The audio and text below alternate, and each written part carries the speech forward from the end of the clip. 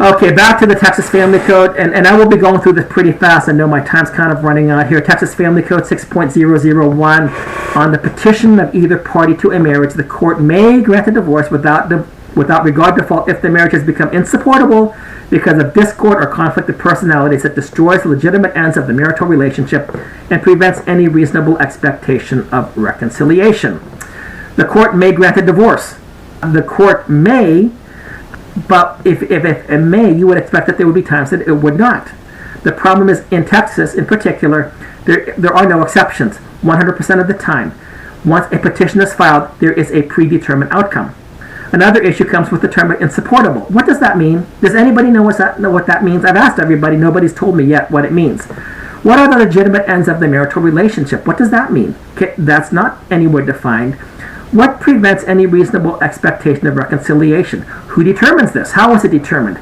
Is there some type of an expert who can ascertain this without fail?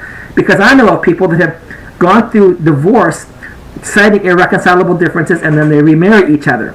So did they commit perjury, or were the irreconcilable differences not really irreconcilable? The doctrine of vagueness. In criminal law, a declaration that a law is invalid because it is not sufficiently clear. Laws are usually found void for vagueness if the law does not specify what is required or what conduct is punishable. And there are several reasons that statute may be considered vague. You can read this afterwards. But the issue is this, that some type of conduct is punishable. With no-fault divorce, you don't have to have any conduct to actually be punishable. All you have to do is make the claim that I think our marriage is insupportable. There is no conduct that is prohibited, and nobody even knows what insupportability means. The interesting thing is that the Texas Family Code had to abolish all defenses to divorce. Traditionally, one could defend against divorce action by proving that the plaintiff had breached the contract as well. Well, the Texas Family Code has now gotten rid of those types of defenses.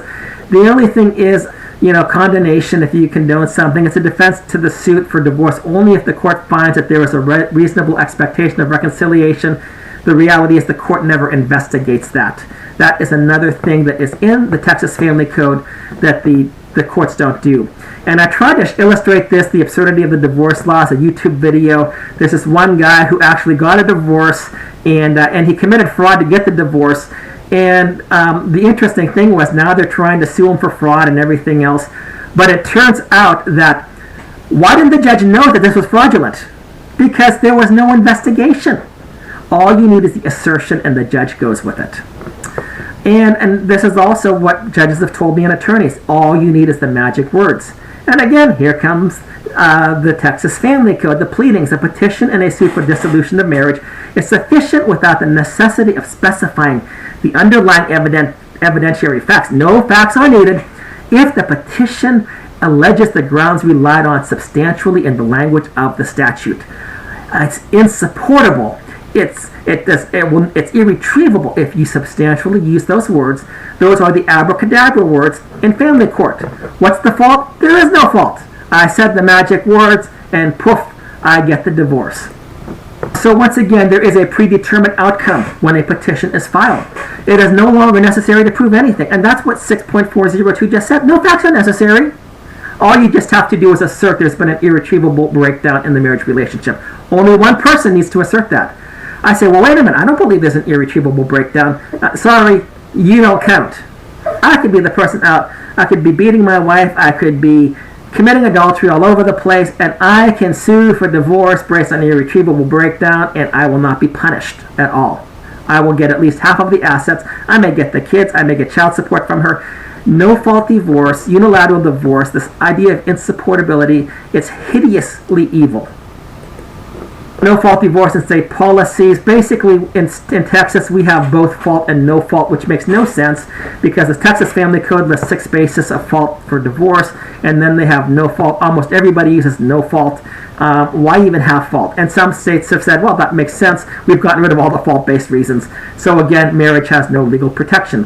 One thing I think we forget about is a divorce is a lawsuit. One person is being sued. And it will say that. You are being sued. Therefore, you can see an attorney. Oh, and the attorneys are shaking their hands. This is beautiful, right? This is the moneymaker for us. Divorce mills with the attorneys, and many of the family attorneys are unethical and destructive as abortion mills. So if you notice that perhaps I have a disdain and disgust toward the divorce attorneys, I do. The same way that some people have toward the abortionists. You file a petition, you're served, the court intervenes with orders. What did I do? Well, it doesn't make a difference. I'm just giving you these orders. In fact, they have orders written up. Automatic orders. Somebody files a petition, these orders go out, they're signed by all the judges in the county, and you get served with these orders. What did you do? Nothing. You can be kicked out of your home. You can lose access to your children because of these orders. And how do you defend yourself? Well, really, the reality is there is no defense, but the attorneys don't tell you that. The attorney, they tell you, see your attorney. Well, I don't want to go through this legal action. I'm innocent. Well, we're not going to tell you that you cannot win. We're going to help you mediate. We're going to help you get a better solution. There's no way to bar this lawsuit. All you're doing is fighting over the division of assets, which includes the children. Again, predetermined outcome, no defense, and it's a lawsuit that never ends. After the lawsuit is done, you can have modification upon modification upon modification. It is the never-ending lawsuit. And actually, I believe that part of the reason that the divorce attorneys like this is because, number one, no-fault divorce makes their first job easier, and they make them more money on the modifications. But that's my opinion. One thing to notice is that the state always, without exception, 100% of the time, sides with the petitioner. Why is that? And how is due process being considered at all? It is a lawsuit, by the way, that empowers the state to intervene even against the innocent person's wishes.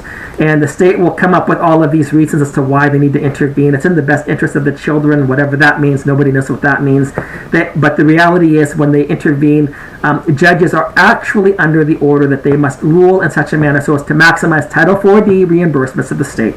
And that's in the Texas Family Code 201. That should be 107, not 017. 107C. So this best interest of the child doctrine is a sham as well. It's tyrannical. The person is not responsible for his or her marriage actions, can injure the innocent party. And the innocent party may be the spouse, may have been an outstanding father or mother, maybe the children. Children have no say in the issue of divorce. Children would rather see their parents work things out and stay together. And yet divorce attorneys say, we need to wrap this thing up so that children can get on with their lives. I know of people that have said 30 years later, personally 30 years later, I knew I was still affected by my parents' divorce. And people that have said their entire lifetime, they are still impacted by it. People that have said, the day my parents got divorced was the day I quit believing in God, because how could he let something so evil happen to my family? The church's response has been largely silent. I don't understand this. This is an attack on the church. It's an attack on religious liberty.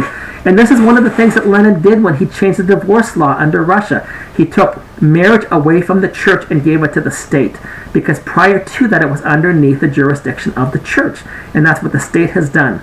So this has been a dual attack. It's been an attack on the church, and it's been an attack on the family. And the church has basically said nothing. Silence. One person talks about the scandal of the evangelical conscience. It's being divorced. It destroys the relationship between Christ and the church. And it's very interesting.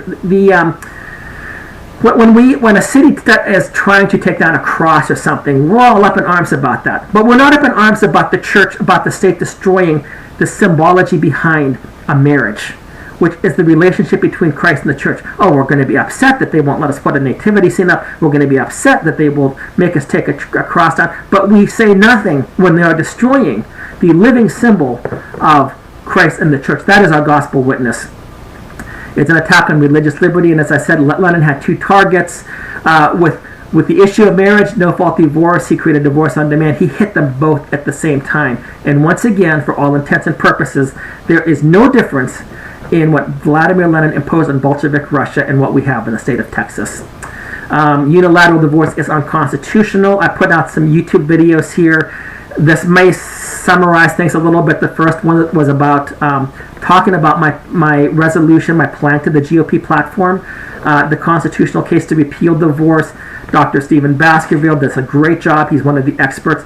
Constitutional attorney Shelby Sharp said it's got to be unconstitutional because there's no due process.